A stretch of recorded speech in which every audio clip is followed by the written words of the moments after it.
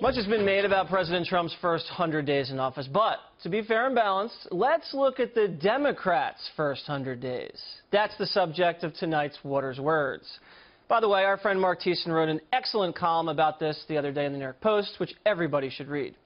So the Democrats have spent the last 5 months pushing a conspiracy theory that said Trump was Putin's puppet. That went up in smoke when the president fired 59 Tomahawk missiles into Syria. And on the investigative front, here's the latest. Listen to what Senate Democrat Dianne Feinstein said.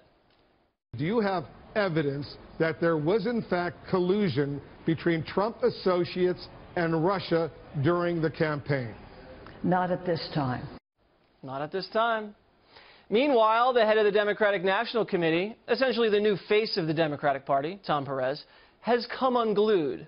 My mama taught me you shouldn't do potty talk, but I hope you don't mind because this is a budget. Those Republican leaders and President Trump don't give a about the people they were trying to hurt.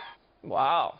And then there's the former leader of the Democratic Party, Hillary Clinton, who came out of the woods the other day and took no responsibility for her devastating defeat.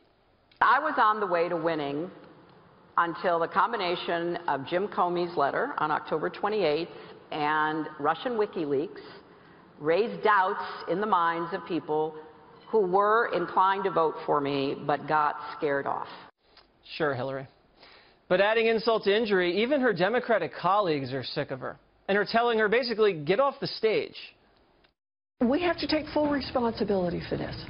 If Democrats are fighting for America's working families, then it is up to us to make that clear. Jim Comey didn't say don't put any resources into Michigan until the final week of the campaign. It takes a lot of work to lose to Donald Trump. Let me tell you, he was the least popular presidential candidate to win in the history of polling. And remember, those are her friends. And more Democrats have been turning on each other after the former President Barack Obama announced he'd be taking $400,000 to speak to a bunch of Wall Street fat cats. He was criticized by none other than Elizabeth Warren and Bernie Sanders. I was troubled by that. One of the things I talk about in the book is the influence of money. I describe it as a snake that slithers through Washington. I think it just does not look good. It's not a good idea, and I'm sorry that President Obama made that choice. It's gotten so bad that Bill Maher has become the voice of reason within the Democratic Party. Here's his advice. This is, again, one of the problems the Democrats have, is that they obsess about things like Halloween costumes and the name of the Washington Redskins, and there's millions of people in this country who are saying, how about a little bit more of, I'm going to get your job back. And while the left is devouring its own in Washington, it's not much better out there on the streets, with people like Madonna threatening to, do something to the president.